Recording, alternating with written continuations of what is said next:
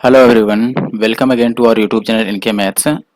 इस वीडियो में दोस्तों हम सिंपल इंटरेस्ट के वो सारे क्वेश्चन कवर करने वाले हैं जो एसएससी सीएचएसएल टीयर 1 एग्जामिनेशन 2022 में पूछे गए थे। ठीक है, एग्जाम डेट्स जो है आप देख सकते हैं 9 to 21 मार्च 2023 है।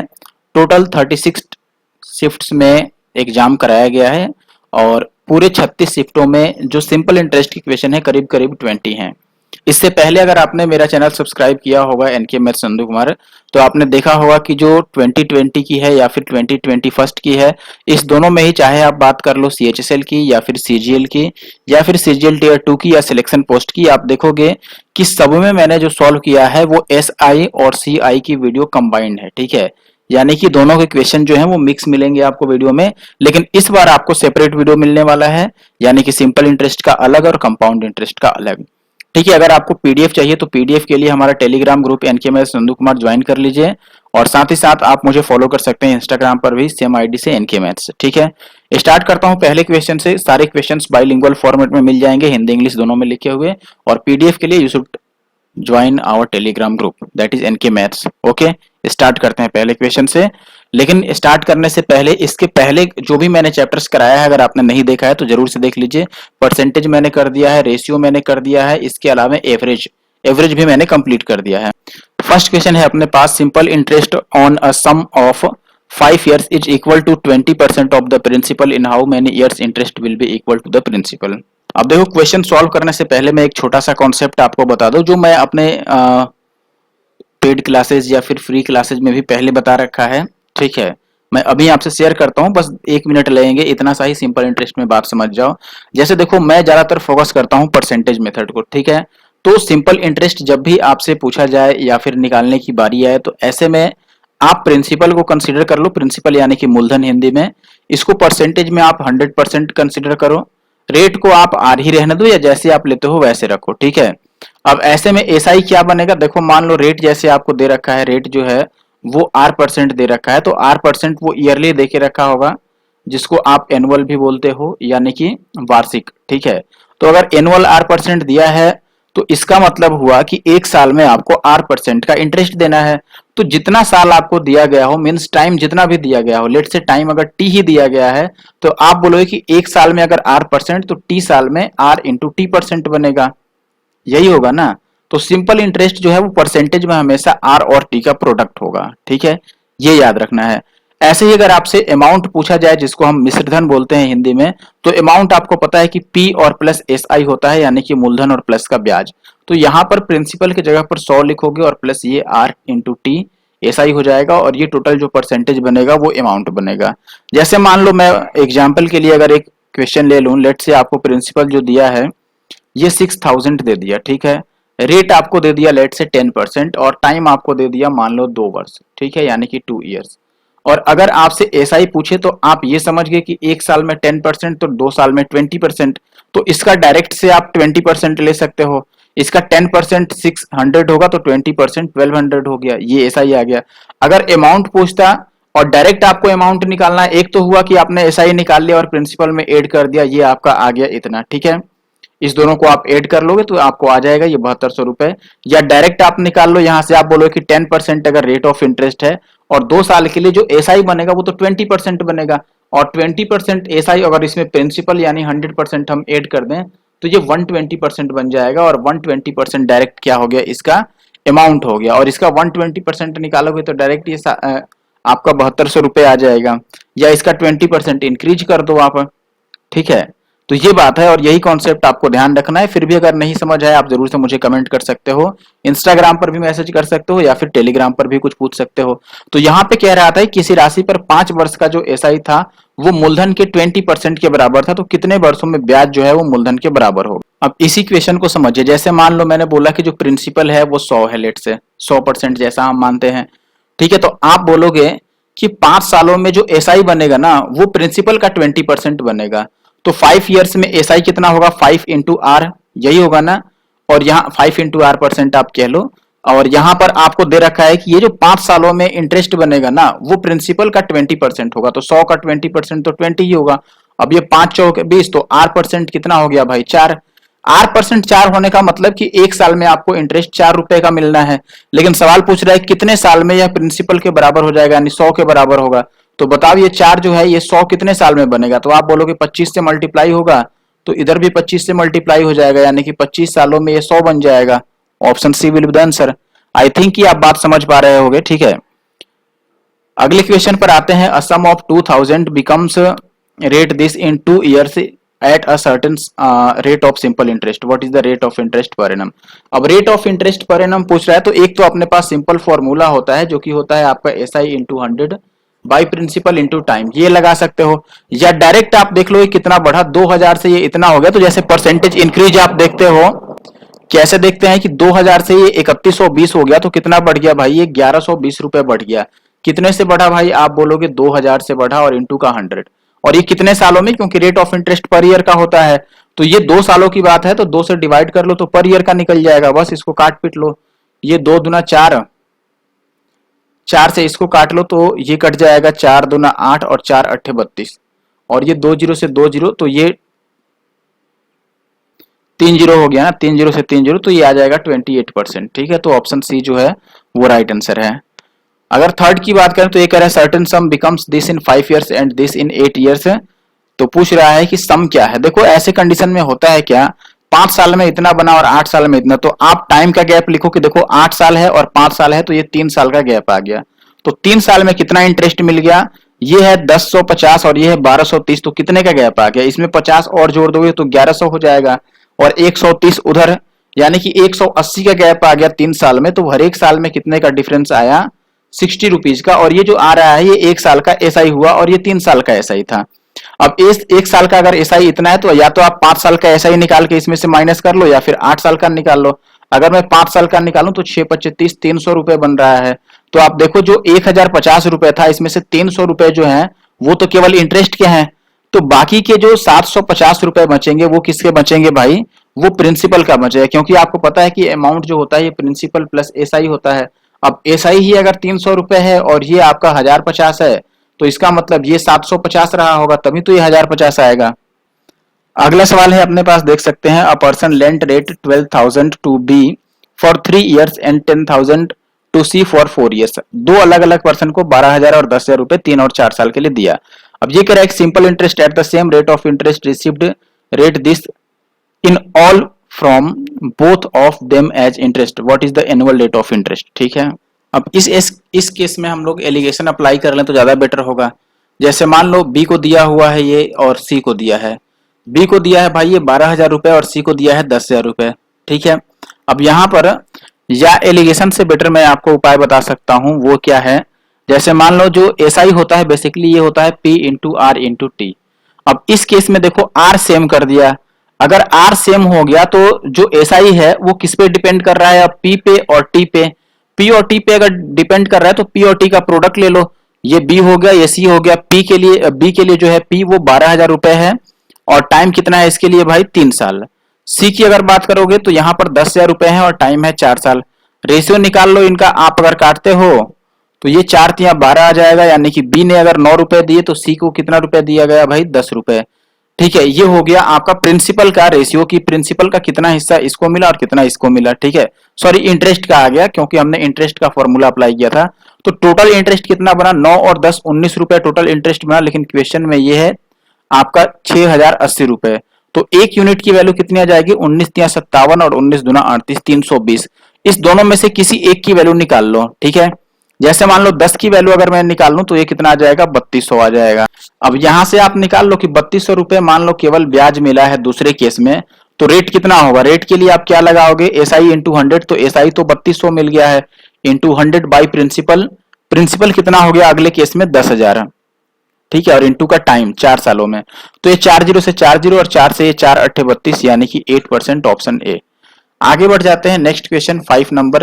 अ person invested a total sum of this rupees in 3 different schemes of simple interest, ठीक है, at the annual rate of 4, 6 and 10%। At the end of 1 year he got same interest in all 3 schemes, what is the sum invested at rate 6%। देखो यहां पर फिर से वही बात आ गया कि तीनों केस में रेट सेम है। रेट अगर सेम है तो आपका जो एसआई डिपेंड करेगा, देखो SI P into R into T मैंने बताया। अब देख लो आर तो सेम है, रेट सेम हो गया यहाँ पर, ठीक है, और सब में एक साल के लिए ही ये दिया है, एक साल के अंत में, यानी कि टाइम भी सबके लिए सेम हो गया। तो अब प्रिंसिपल पर डिपेंड करेगा डायरेक्ट एसआई, यानी जो प्रिंसिपल का रेशियो होगा वही एसआई का रेशियो होगा। तो आप देखो यहाँ पर पहला ए बी और सी तीनों केस में पहले में जो, अच्छा रेट सेम नहीं है यहाँ पर, ठीक है, यहाँ पर रेट अलग अलग है, कोई बात नहीं, तो रेट को ले लो आप, ठीक है। इसके अलावा एक और चीज दे रखा है, देखो यहाँ पर समान ब्याज मिला, यानी कि इंटरेस्ट सेम है, इंटरेस्ट सेम है यहाँ पर, तो एसआई सब में सेम हो गया। अब देखो मैं फिर से जरा ये केस आपको समझा देता हूं अच्छे से, आप फिर से एक बार अच्छे से समझ लीजिए, ठीक है। जैसे मान लो मैंने आपको क्या बोला है कि जो एसआई होता है ये होता है P into R into T.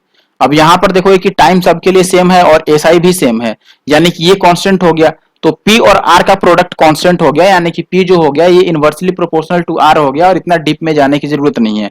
यानी कि पी का रेशियो लिखना है तो वो आर का अपोजिट होगा, आर का रेशियो लिखना होगा तो वो पी का रेसिप्रोकल होगा, ठीक है, opposite in the sense reciprocal, यानी कि व्युत्क्रमानुपाती। तो जैसे यहाँ पर प्रिंसिपल मैं लिखूं तीनों केस में, तो आप बोलोगे पहले में 4 है तो ये 1/4 हो गया, रेसिप्रोकल 6 है तो ये 1/6, और 10 है तो 1/10, ठीक है ना। अब यहां से रेशियो जरा इसको आप सिंप्लीफाई करो, तो इनका जो एलसीएम बनेगा वो बनेगा आपका कितना भाई, 60 बनेगा, तो सबको 60 से मल्टीप्लाई कर दो, तो 15 चौके 60, 6 दहा 60 और 10 छके 60, ये आ गया। तीनों का सम कितना हो गया, तो 10 और 6 16 और 15 31, लेकिन क्वेश्चन में ये है 155 पे 2 जीरो, इससे 5 बार में कटेगा तो एक की वैल्यू 500, और आपसे 6% वाला पूछा था यानी कि दूसरा वाला, तो 10 की वैल्यू कितनी हो जाएगी 5000, ठीक है, ऑप्शन सी। नेक्स्ट क्वेश्चन है अपने पास, देखिए एक धन राशि साधारण ब्याज पर 10% वार्षिक दर से 3 साल में इतना हो जाती है, तो धनराशि का मूल्य क्या है, ठीक है। देखो अब यहाँ पर आपसे प्रिंसिपल पूछ रहा है, आप बताओ 10% के रेट से 3 साल में कितना बनेगा, तो आप बोलोगे कि 10% की दर से 3 साल में 30% बना, ये ऐसा ही हुआ, आर इंटू टी परसेंट मैंने बताया था, लेकिन अमाउंट कितना होगा 100 इसमें ऐड कर दो, 130% अमाउंट हुआ। क्वेश्चन में अमाउंट कितना दिया है आपको, ये दिया हुआ है 403 रुपए, ठीक है, इससे काट लो तो ये 13 और ये एक बार में, तो 10% की वैल्यू अगर 31 तो 100% की वैल्यू 310, ठीक है, ऑप्शन ए। आगे बढ़ जाते हैं 6 नंबर के बाद 7 नंबर, एक निश्चित राशि का 1/2 यानी कि आधा जो है वो 20% की दर पर उधार दिया गया, और शेष राशि का 2/5 25% की दर पर, और शेष का 10% की दर पर उधार दिया गया। 2 वर्ष के लिए जो कुल ब्याज प्राप्त हुआ वो इतना रुपए है, तो कुल राशि कितनी है। अब बात समझिए आप, मान लो मैंने बोला कि वो जो राशि है वो 100 है, पहले केस में 1/2 यानी कि 50 रुपए उधार दिया गया, दूसरे केस में जो बचा है उसका 2/5, 2/5 का मतलब 40%, 50 बचा है, 50 का 40% कितना हो गया 20, और बाकी जो बच गया वो 30 बच गया, ठीक है। पहले केस में 20% का ब्याज लग रहा है यहाँ पे, दूसरे केस में 25% का, और तीसरे केस में 10% का, ठीक है। और टोटल एसआई दिया है, यहाँ पर एसआई कितना बन जाएगा, 50 का 20% कितना हो गया 10, ठीक है, और 20 का 25% या फिर 25 का 20% कितना हो जाएगा भाई 5, ठीक है, और 30 का 10% हो गया 3। तो टोटल ब्याज जो मिला वो मिल गया आपका 10 5 15 और 3 18, लेकिन क्वेश्चन में 360 है, तो एक की वैल्यू 18 दूना 36 20 आ गया, और कुल राशि का मतलब जो हमने 100 माना है, तो 100 की वैल्यू कितनी हो गई यहाँ पर 2000, ठीक है, 2000 है, कहीं पर गड़बड़ कर दिया लगता है हमने, फिर से चेक करने दीजिए मुझे क्या था यहाँ पर। अच्छा देखो यहाँ 2 साल के लिए कह रहे हैं ना, तो ये सब डबल डबल होगा, ये 10 के बदले 20 होगा, ये 5 के बदले 10, और ये 3 के बदले 6, तो ये कितना आ जाएगा 36 आएगा, फिर ऐड करने पर तो ये आपका 10 आएगा, तो इसकी वैल्यू 1000 आएगा, ऑप्शन बी होगा फिर। तो आगे बढ़ते हैं, क्वेश्चन नंबर 8 पर आते हैं। ऐसे छोटी मोटी गलतियां होती रहती हैं। रुपए पी को साधारण ब्याज के लिए 5% प्रति वर्ष पर निवेश किया जाता है, टी साल के बाद 82 रुपए का ब्याज मिलता है, और राशि जो है वो 902 रुपए हो जाता है, तो टी का मान क्या है। अच्छा देखो 902 रुपए हो गए, जिसमें से 82 रुपए केवल ब्याज है, तो प्रिंसिपल कितना है, आप बोलोगे कि 902 में से 82 को माइनस कर दो, क्योंकि 82 तो ब्याज है, ब्याज छोड़ने के बाद जो बचेगा वो तो मूलधन बचेगा, तो ये 2 हटा दो, 80 और माइनस कर दो, तो ये कितना आ जाएगा 820 रुपए, ठीक है, 820 रुपए प्रिंसिपल है। और टी आपको बताना है, तो आप टाइम डायरेक्टली निकाल लो, एस आई इंटू 100 और अपॉन प्रिंसिपल इंटू रेट। तो आप बोलोगे एस आई कितना है अपने पास, एस आई तो 82 रुपीज का है, यहाँ पर दिया है इंटू 100, प्रिंसिपल हमने निकाल ही लिया 820 का है, और इंटू का रेट 5% का है, इससे ये कट गया, 0 से 0 कट गया, और ये 5 से कट गया, 5 दूना 10 यानी कि 2 साल, ठीक है। आगे बढ़ते हैं क्वेश्चन नंबर 9, एक व्यक्ति को 7500 रुपए के मूलधन पर 2 वर्ष बाद 7% की साधारण ब्याज की दर से कितनी राशि प्राप्त होगी। ये होमवर्क हो गया। होमवर्क के आंसर कैसे करना रहता है, हैशटैग लगाना है, फिर एनके मैथ्स लिखना है, ठीक है, एनके मैथ्स एस भी रहेगा और कहीं इसमें आपको स्पेस नहीं देना है, फिर स्पेस देके क्वेश्चन नंबर 9 के आंसर एबीसीडी जो भी है वो लिख देना है। अगर मैं 10 की बात करूं, साधारण ब्याज की दर पर योजना में 3000 रुपए की राशि का निवेश किया गया और 10% जो है वो रेट ऑफ इंटरेस्ट है, 1200 रुपए का ब्याज मिला, तो कितने महीनों के लिए निवेश किया गया था। टाइम बताना है। टाइम के लिए मैंने अभी फॉर्मूला बताया एस आई इंटू 100 और पी इंटू टी तो नहीं होगा यहाँ पर, ठीक है, पी इंटू आर। तो आप एस आई ले लोगे, देखो 3000 पर 1200 रुपए का ब्याज मिला है तो 1200 हो गया और इंटू का 100, प्रिंसिपल 3000 दे ही रखा है और 10% है, तो ये 3 और 1 4 जीरो से 4 जीरो और 3 चौके 12, तो ये 4 आ गया, ठीक है। ध्यान रखना कि 4 जो है ये साल में आया है, यानी कि 4 ईयर्स हमें महीने में बताना है, तो 12 चौके 48 साल, एक साल में 12 महीने, तो 4 साल में टोटल 48 महीने। साधारण ब्याज की योजना में निवेश करने पर 3000 रुपए की राशि 6000 हो जाती है। यदि ब्याज की वार्षिक दर और वर्षों की संख्या जो है वो समान है तो ब्याज की वार्षिक दर क्या है। देखो आपसे दर पूछ रहा है ना, तो आप रेट का फॉर्मूला लगा दो एस आई इंटू 100 और अपॉन पी इंटू टी, लेकिन टी की जगह पर आर ही लिखेंगे क्योंकि टी और आर तो सेम दे रखा है। अब आर को एक साइड कर दो तो ये आर स्क्वायर हो जाएगा।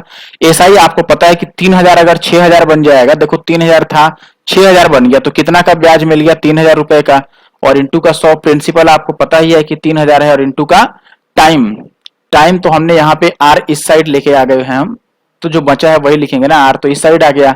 अब काट पीट लो 3000 से 3000 तो आर आ गया 10%, राइट, ऑप्शन सी। आगे बढ़ते हैं। 12 नंबर क्वेश्चन, एक निश्चित साधारण ब्याज की दर पर कह रहा है कि 5 वर्षों में वो स्वयं का राशि जो है वो स्वयं का 4 गुना हो जाता है।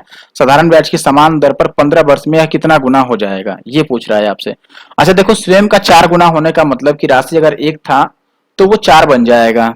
1 से 4 बनने का मतलब कि इंटरेस्ट 3 का मिल गया, ठीक है, और इसमें टाइम कितना लग गया, 5 साल। अब कह रहा है कि ये 15 वर्ष में कितना गुना होगा। 5 साल में अगर 3 रुपए का ब्याज है, ये 5 ईयर है, तो 15 सालों में कितने का ब्याज मिलेगा। ये 5 3 टाइम्स हो रहा है तो ये भी 3 टाइम्स हो जाएगा, यानी कि 3 या 9 का ब्याज मिलेगा। अब 1 रुपए था, देखो 1 रुपए था, उस पर 9 रुपए ब्याज मिल गया, तो 9 और 1 वो 10 रुपए बन जाएगा, यानी कि 10 गुना। ऑप्शन ए होगा। आशा है कि आप बात समझ गए होंगे। अगला सवाल जो है अपने पास, 10% वार्षिक ब्याज की दर पर दी गई एक राशि निश्चित, कुछ भी लिखा है उससे मतलब नहीं है, सीधे सीधे पॉइंट पर आते हैं। एक वर्ष के लिए चक्रवृद्धि ब्याज आ गया, अर्धवार्षिक रूप से संयोजित, और एक वर्ष के लिए साधारण ब्याज का अंतर जो है वो 25 रुपए का है, तो बताना है। देखो यहाँ पर सीआई के केस में ये दे दिया है हाफ ईयरली है, हाफ ईयरली है तो रेट आपका हो जाएगा हाफ और टाइम हो जाएगा डबल, तो 10% के बदले में ये 5% हो जाएगा रेट। यहाँ पर 1 मिनट, इस केस में जो रेट होगा वो 5%, यानी कि हाफ, और टाइम जो है 1 साल के बदले में 2 साल। 5% की दर पर 2 साल का जो सीआई परसेंटेज बनेगा वो कितना बनेगा, आप निकालते कैसे हो, ऐसे देखो a प्लस बी और प्लस ए बी बाई 100, ये फॉर्मूला आपने पढ़ा होगा, इसी पर लगाएंगे तो 5 5 10 और 5 5 25, यानी कि 10.25% ये बनेगा सीआई। लेकिन एसआई कितना बनेगा बताओ, 1 साल के लिए ही है, तो 10% के हिसाब से 1 साल में आर इंटू टी परसेंट 10% ही बनेगा। अब इनका डिफरेंस कितना आ गया, डिफरेंस आप बोलोगे 0.25% का डिफरेंस आ गया, जो क्वेश्चन में 25 दिया है। अगर इस पॉइंट को आप हटाओगे तो इधर 2 जीरो लगेगा, और इस 25 से 25 साफ कर दो। 1% की वैल्यू अगर 100 तो 100% की वैल्यू कितनी हो जाएगी, 10,000। ठीक है, ऑप्शन डी। आई होप कि आप समझ गए होंगे। क्वेश्चन नंबर 14 की अगर मैं बात करूं, ये कह रहा है कि साधारण ब्याज की दर पर 4 साल में 4000 रुपए की राशि इतने रुपए हो जाती है। यदि ब्याज की दर स्वयं की 1.5 गुनी हो जाए तो 4 साल बाद यह कितना हो जाएगा। अच्छा देखो, बाकी किसी चीज को ये चेंज कर, देखो अब एक आदमी होगा कि इसको कैसे सॉल्व करेगा, कि पहले रेट निकाल लेते हैं भाई कि रेट कितना आता है, फिर नया रेट लिखते हैं कि न्यू रेट क्या होगा भाई, इसका 1.5 टाइम्स होगा तो 1.5 टाइम्स कर लो, नया रेट निकाल लो। टाइम आपको पता है कि 4 इयर्स का दे रखा है, तो इसके हिसाब से आप निकाल लोगे कि चलो भाई अब एसआई कितना हुआ, और एसआई जब निकालोगे तो उसमें प्रिंसिपल ऐड करोगे और अमाउंट मिल जाएगा कि कितना बन रहा है भाई। लेकिन ये जो तरीका है पूरा बेवकूफियत भरा तरीका है। कैसे, क्योंकि ये टाइम कंज्यूमिंग है, ऐसे क्वेश्चन में इसकी जरूरत ही नहीं है। देखो मैंने बताया था कि दोस्त एसआई जो होता है ये पी और आर और टी पे डिपेंड करता है। इस केस में आप देखोगे किसी भी चीज को चेंज नहीं किया गया है, बस आर को 1.5 टाइम्स किया जा रहा है, तो एसआई भी 1.5 टाइम्स हो जाएगा। पहले केस में बताओ ये 4000 से 4960 बना गया है, यानी कि 960 का ब्याज मिला है, लेकिन जब आप रेट को 1.5 टाइम्स करेंगे तो ब्याज भी 1.5 टाइम्स हो जाएगा। अब इस पॉइंट से जीरो कट गया, इसको मल्टीप्लाई कर लो तो 15 छक्का 90, ठीक है, और 15 में 135, ये 144, 1440 रुपए अब जुड़ जाएगा। जो 4000 था उसमें 1440 रुपए और बढ़ जाएंगे, तो ये 5440 हो जाएगा। आई थिंक कि इससे बेस्ट तरीका आपको नहीं मिलेगा इस क्वेश्चन के लिए, ठीक है। आगे बढ़ते हैं, क्वेश्चन नंबर 15 पे आते हैं। अच्छा लगा होगा जरूर से लाइक कर देना। अगला है, कोई धनराशि साधारण ब्याज दर पर 10% वार्षिक दर से स्वयं की 3 गुनी हो जाती है, तो निम्नलिखित में से कौन सा सही है। पहला है, समान समय अवधि में साधारण ब्याज पर 20% प्रतिवर्ष यह स्वयं का 5 गुना बन जाएगा।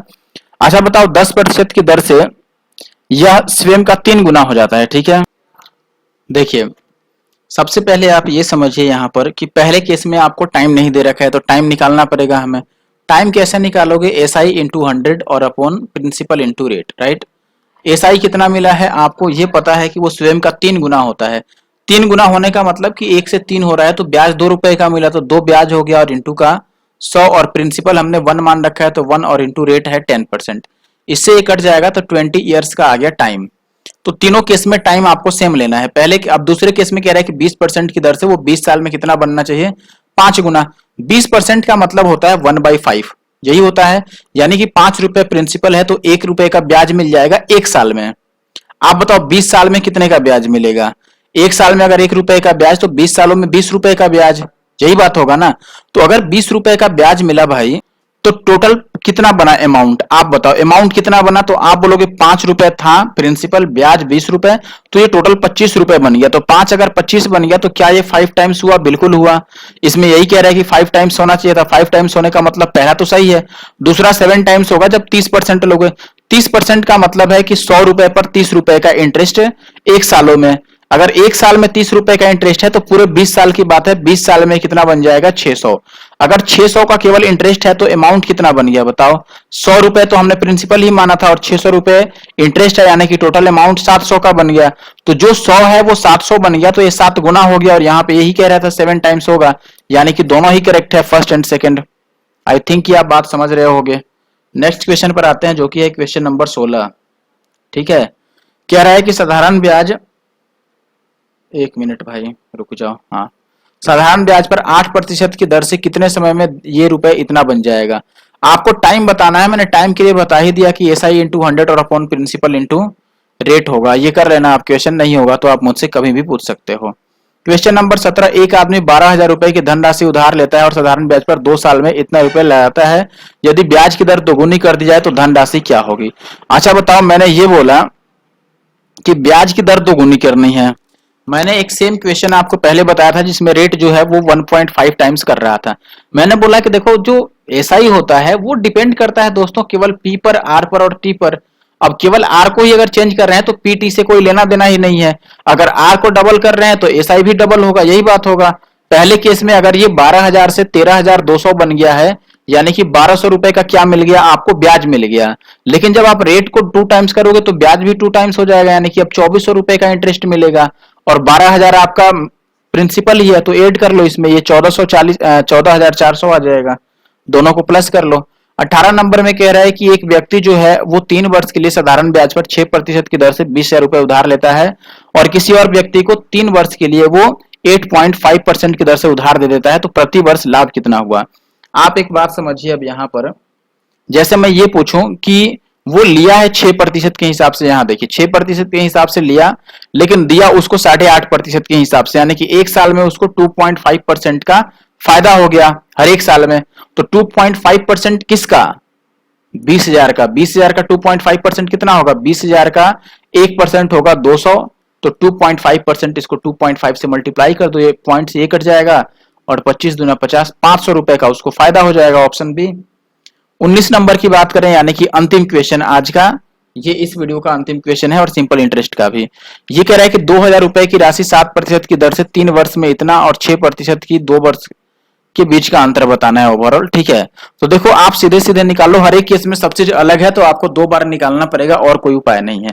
पहले अगर मैं एसआई पूछूं पहले केस में कि एसआई 1 कितना होगा, तो आप बोलोगे 7% एक साल का, तो 3 साल का 21%, यानी कि 2000 का 21%, 2000 का 1% 20 होता है, तो 21% हो जाएगा, 21 दूना 42, 420।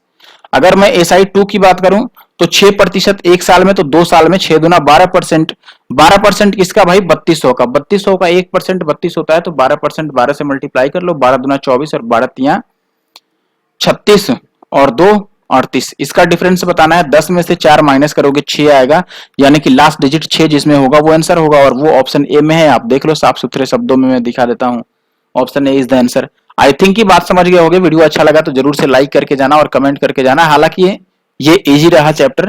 मैं नेक्स्ट मिलते हैं कंपाउंड इंटरेस्ट में।